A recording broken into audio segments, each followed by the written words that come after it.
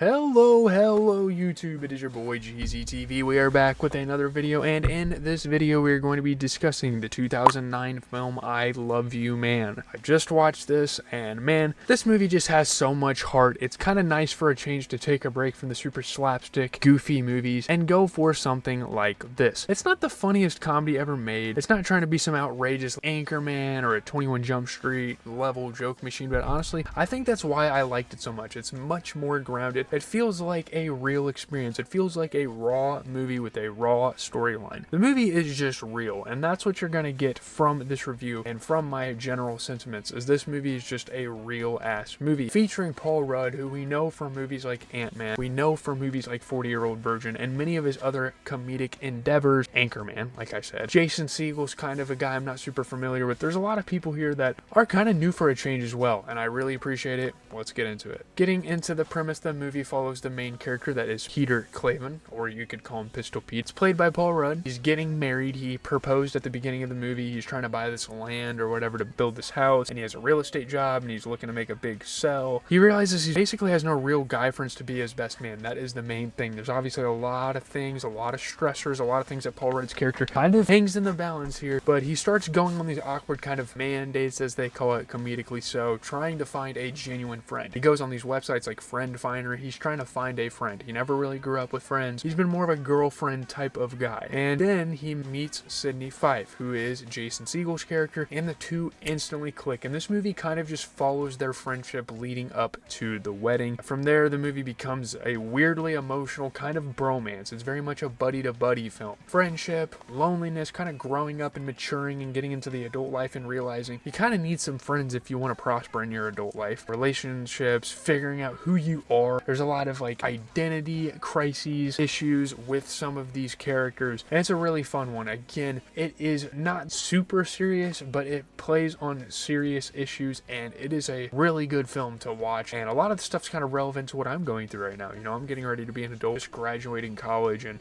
it's a really good movie. So getting into the good, we have to start with Paul Rudd as Peter. He is one of the most naturally likable actors ever. I don't really know anyone that has a gripe against Paul Rudd. Such a likable guy, such a charismatic, charming guy with a goofy side to him, and just the films, again, we talked about them. All those Apatow era comedies that he kind of dibbled and dabbled in. Shout out to Judd Apatow. I mean, what a fucking legend. To basically, to me, have a whole comedic era named after you, man, this dude just has the charisma and the charm. I think he plays awkwardness perfectly. He is perfectly casted as this character. I loved him in this movie. He's overly nice, socially awkward. He's kind of has like this passiveness to him. He's not super assertive about anything. He's like super attached to his fiancé, and that's obviously why after 8 months he wanted to propose to her. Well, didn't really have any other friends besides going to work and going to fencing practice once a week. And honestly, a lot of the guys become like this as adults. This is a very kind of relatable trope, relatable kind of cliche of a character. There's a lot of guys that get wifed up, get locked up into a relationship and don't do anything else. Hell, that even happens in high school, and it even more so happens in the married life. I mean, maybe not once you get married, but like in that honeymoon and that engagement and that phase, you're locked into a girl or a guy if you're a girl. I think it happens a lot more in guys than girls, because girls have a lot more friends and they seem to gossip and they seem to want to talk about shit more. Your friends drift away, people start families, people get jobs, and suddenly your social circle isn't what it used to be. And I think this movie captures that very, very well. And getting into his counterpart, getting to basically the co-star of the film, Jason Segel, who plays Sydney Fike, I think he absolutely brings the energy. Jason Segel is great. This dude is absolutely hilarious. He's not necessarily a guy in the comedy world I'm super familiar with. I can't really remember what all films he was in. I would have to look it up or maybe even pop it up on the screen. I was kind of doing research on him while I was making this video and had some in my head and I could not remember. But he's super charismatic. He's super honest. Obviously kind of a loser. Like, he lives in this weird like garage in someone's backyard. Kind of just jams out on the couch and all this stuff and has these weird bobbleheads and shit. Kind of like me, low-key. Like, Jason Segel's character in this movie is low-key kind of like me, and that's kind of fucking sad. I'm trying trying not to do some self-exposure in this video because this movie is very prevalent to what I'm doing right now, but he's also weirdly wise. He is actually pretty successful. Like, I guess he brought it up later in the film. I'm actually kind of a successful investor. Like, I invest in these people, I become close friends, and we like get together in the businesses and stuff. And the chemistry between him and Paul Rudd is what makes the whole movie work. I fucking love him. All the nicknames they have for each other. Jobin is really funny. Pistol Pete. I can't remember who else. There's so many names. The movie references through that as well. The Rush obsession. It just has such a bro energy. I think this movie really brings the bro energy. And this is the first time in a long time I've watched a comedy and really got that. That is such a cool, it's not necessarily like a Chad, like a fratty type of energy. It's just a really cool, popular loner type of energy. I fucking love it. Charming people that have kind of a nerdy quality to them. I love those type of aesthetics. It all feels natural, and honestly, Sydney feels like that one friend everybody has had at some point. Everybody has a friend that is chaotic, clingy, but genuinely means well. They just want to be around you. They just really like you. They feel a connection to you. They want to, all the fucking time, they call you up and shit like that. That's happened before in high school. Maybe not necessarily to me, but I've definitely observed it among other people. And just kind of getting into the heart of this movie, I think more than a lot of the movies we've covered in the past. I probably haven't seen a movie with this much heart since like Funny People, or maybe Wedding Crashers kind of has that type of heart, but those type of movies, Funny People for sure has the heart. I mean, this is where the movie really surprised me, and I kind of expected it. When you have movies that deal with engagements and weddings, you're gonna get some heart to it. There's no doubt about that, but underneath all of the awkward humor, there's some real stuff here. This movie touches on a lot of awesome concepts that I think more movies need to bring to light. Male loneliness, social anxiety. I'm a pretty socially anxious person myself. Emotional vulnerability to express yourself. Relationship stress. Fear of growing apart from people, which is where Jason Segel's character kind of comes in as this super clingy guy, and you don't want to let these people go. Especially now in like the post-COVID social media era, I think a concept like this is more prevalent than ever. This movie weirdly feels more relevant than when it came out over 15 years ago. Nobody talks to each other anymore. We're all just strapped to our fucking phones. You see my dad balloon in the background. Your boy is a dog. Everybody's online. Everybody's isolated. Every time. I know I'm very cynical about this, but every time I talk about a comedy film, it comes back to COVID, because these were the pre-COVID type of movies we were getting, especially in the comedy space. And this movie is basically saying, hey man, friendship actually matters. You need friends. Whether you think you can do shit independently or not, you need friends. I think that is a very beautiful message that this movie sends. You need companionship. You need, whether it be a lover, and I mean even outside of a lover, you need pals. You need people that can operate on your exact wavelength. And getting into the supporting cast, I think the side cast in this movie is fucking awesome. I think it is a very underrated part about the movie. You have Rashida Jones, who was, I think, in The Office, maybe a couple sitcoms I watched growing up, but J.K. Simmons, obviously we know him from Whiplash. Jon Favreau is a filmmaker as well as an actor, and he worked very closely with Robert Downey Jr. and Iron Man, of course. Andy Samberg, I think he was on SNL. I think that's really where I remember him from, but him, Joe Trulio, the guy with the voice crack. Lou Ferrigno's literally in this movie, who was the OG Hulk. I think that's fucking cool. I love the cast for this movie. It is such an entertaining one. The Lou Ferrigno stuff especially was quite fucking hilarious, and I'm not gonna probably break down the super funny moments because I've already talked about this enough for now, but man, this movie's awesome. So getting into the bad, I don't really think there's anything inherently bad. These might just be some acknowledgments, and maybe there's some things about this movie, just because it is so different than what we covered recently on the channel, that kind of threw me off. I mean, it's not a constantly laugh out loud film, and I could say the same about Ridgemont High for sure, but it isn't rapid fire. Like, it's not really a super funny movie anyway. Like, there's definitely some moments where me and my dad chuckled, or sometimes where we even burst out into laughter. I think the funnier parts of the movie are like the impressions, but it's more kind of awkward, chill, heartfelt, kind of character driven. The humor is definitely awkward. It's definitely the awkwardness. It's definitely the social anxiety that this movie's kind of poking fun at. So if anybody wants nonstop insanity, they might not connect with it as much. I'm appreciative of all types of comedy. I like toned down comedy. I like smart satirical comedy. I like slapstick comedy. I like raunchy comedy. I like comfort movies. All of these sorts of different subgenres within the comedic world, I like them, but I can definitely understand why some people aren't super big fans of movies like this if you're looking for a comedy. It's not the best comedy in the world, probably for the sake that it isn't that funny, and that's okay. I still really enjoy this thing. There are funny moments, obviously. They go to the Rush concert and he has like a shirt over his head and he's like, what is it? The bass. I can't remember what he said, but there's some drama as well in this movie that gets repetitive. I mean, the friend versus fiance stuff definitely works emotionally. I do like that dynamic that Jason Segel's character is basically fighting against Zoe. By the way, who the fuck spells Zoe with 2 O's? But sometimes it leans a little too hard into why can't everyone communicate communicate normally. I don't really know. It resolves itself really well at the end. I don't know. There's some very minor gripes that I have with this movie. Getting into the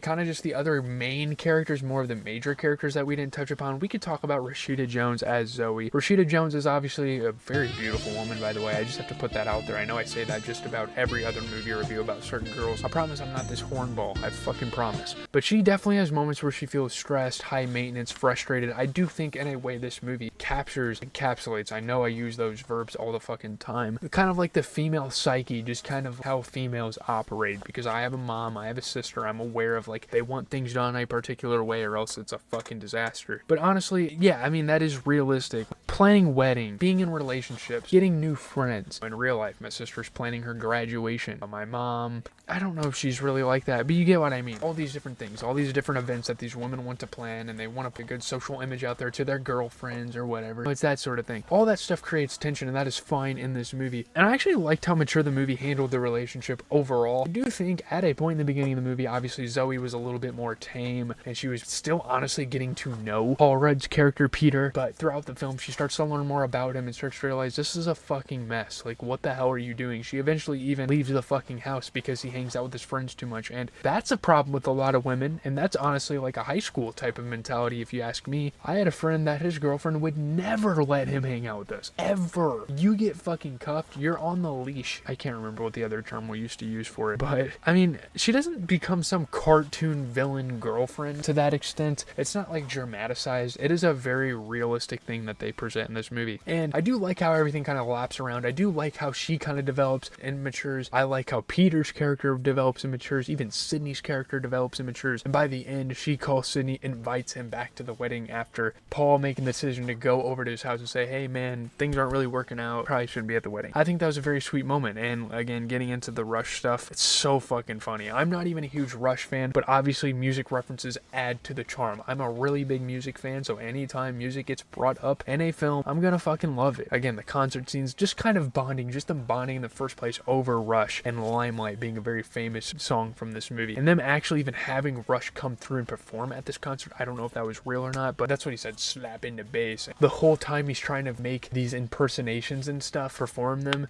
people think he sounds like a fucking leprechaun, and there's so many other funny moments I could get into. Him vomiting on Jon Favreau while they're playing the drinking game, all of the billboards that pop up, like a pimp yo condo, and he's grabbing the girl's ass cheeks. Real estate's a Lucky Charm because he sounds like a fucking leprechaun. All these awesome things. When he poses like James Bond, License to Sell, that's fucking awesome, dude. I love this movie. There's so many iconic parts of it that I honestly probably should have got a little bit more detail in with my review throughout, but this movie has such personality. Again, all of the references, Chocolat with Johnny Depp, not even really a super popular movie, honestly kind of obscure in a guy like Depp's filmography, but them bringing it up is so fucking great. The girls' night where he's eavesdropping, and the toast even that Sydney gives where he pretty much proclaims that, well, Peter told him Zooey doesn't give him head, and there's a whole backstory and a bunch of crazy shit. It's such a funny movie. Haley trying to find a man, and she gets with the voice crack dude. Doug forcing himself on Paul Rudd's character towards the beginning of the movie. I mean, you just gotta see it to believe it. It's a fucking awesome movie. It's a really dope hour 45 comedy. Let's get into the review. So getting into the review, I have to say I Love You Man is one of the most genuine comedies I've ever covered on this channel. It's obviously funny, it's obviously labeled rightfully so as a comedy, but more importantly, it just feels overall like an honest movie. And the movie understands all sorts of real life things, especially when you're entering your adulthood, you're looking to start a family, you have a stable job. Things like friendship, things like social awkwardness, again, just the overall concepts of adulthood, relationships, loneliness, in a way most comedies don't even try to. And because of that, it becomes another comfort movie, not necessarily raunchy. We're kind of steering away from that for now, although there's definitely more down the line that we will get into. It's not overly dramatic, it's just a really good-hearted film, and it really teaches you lessons, it really builds up character, and is a very much well-grounded comedy movie. A comfort comedy classic, and honestly, one of Paul Rudd's most underrated performances. I'm almost ready to say this is Paul Rudd's best performance. I love him in this movie. This is his character. Peter Kleiner, that is his character. I'm giving this an 8.5 out of 10. I would give this the nudge over Ridgemont High. I'm starting to really